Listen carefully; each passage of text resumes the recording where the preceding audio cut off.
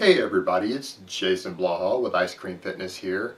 I did a video a couple days ago where I ate 20 bananas for you guys, and it sprouted a ton of questions, and a lot of this is material I've already covered, and I'm just going to briefly address some of these questions. But hold on, let me give you guys a bicep shot first.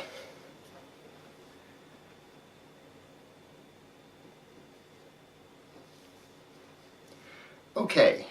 First of all, people keep asking me about the sugar and the fructose and things like glycemic index and everything after watching me eat this. And a couple of things I want to point out. First of all, in 2013, anybody even using sugar as a catch-all term probably shouldn't be giving nutrition advice. And when you see sites like MyFitnessPal and things that are still tracking sugar intake, somebody needs to tell them that they're about 15 years behind the times. There's not a big differentiation between most sugars and any other starchy carbohydrate in terms of overall effect in the body. And people talking about glycemic index and stuff, again, if you're still using the word glycemic index, other than to make fun of people using the word glycemic index, you're 10 years behind the times of nutrition. Nutritional science itself has made huge strides in the last decade, huge strides in terms of research and what we can find in the human body, and nobody really cares about glycemic index anymore. They don't even really use it for diabetics, which is who it was invented for. It's a flawed system that's been thrown out. It's not really useful to anybody. Don't worry about that. Same with sugar. You shouldn't be worried about sugar as a total. The only sugar that has been linked ever with any data, conclusive data, with any sort of metabolic syndrome or fatty liver or insulin resistance is the sugar fructose. And there's going to be some fructose in fruit, and you actually have to Google and look up how much fructose is in fruit. And things like table sugar are 50% fructose by calorie, and the rest is glucose. High fructose corn syrup is 55%. Now, below a certain threshold, it's still just like any other carb. Your liver processes it, it works with it, just like you can drink small amounts of alcohol without any toxicity in your body. It's the same thing with fructose. Your body can process it just fine. It's when chronic intake, and that doesn't mean once or twice a week, chronic means almost every single day. Your intake hits 50 grams or more a day, it's been linked to negative blood markers. That's when you start seeing changes in blood markers. Triglycerides go up, you see elevated liver enzymes, you can see over the long term some insulin resistance as a result of it. But that is only in sedentary populations. We don't have any research in athletic populations on this. We don't have anything. It's never been studied.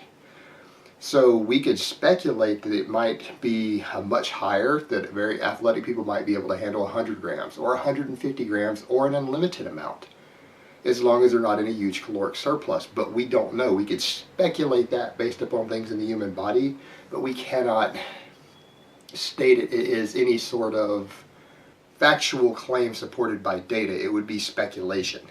Now, I've seen at least one study showing that about 80 grams a day in healthy high school males still shows this effect. But we don't know if they were athletic or not. Just because they were healthy, we just know that they weren't obese and sedentary, which is who most of these studies are done on.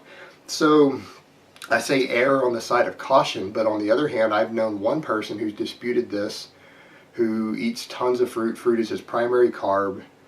He eats a lot of sugar, and I've seen one guy online, and I do not remember his name, who has posted his blood work, and he's still, everything is healthy and all his health markers are fine, and he eats like 200 grams of fructose a day, but he is extremely athletic. But that's just one individual. We don't have studies on this. So again, I recommend erring on the side of caution and cutting it off at about 50 grams a day. But you don't need to differentiate other sugars besides fructose itself from that. And this kind of comes to another point. We're talking about chronic intake and varied diets, and something I've pointed out over and over and over, and it's one reason I get really mad when people send me questions of like, I'll pay you for a meal plan.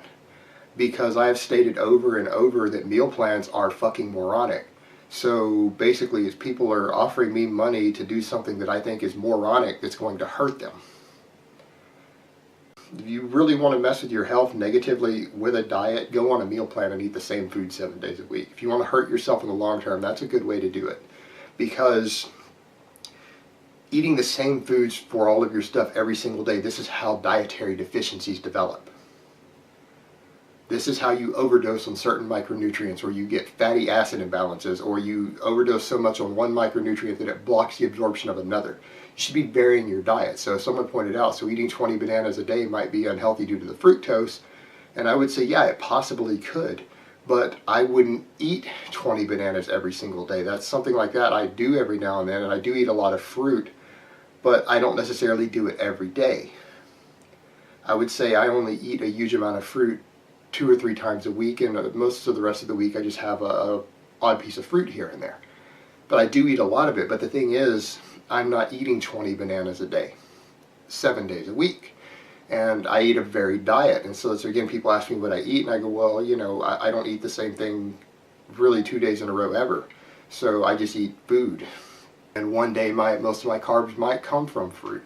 Another day it's going to come from pasta. Another day it's going to come from bread or rice or potatoes. And yeah, I eat mostly carbs. I eat a very, very high carb diet.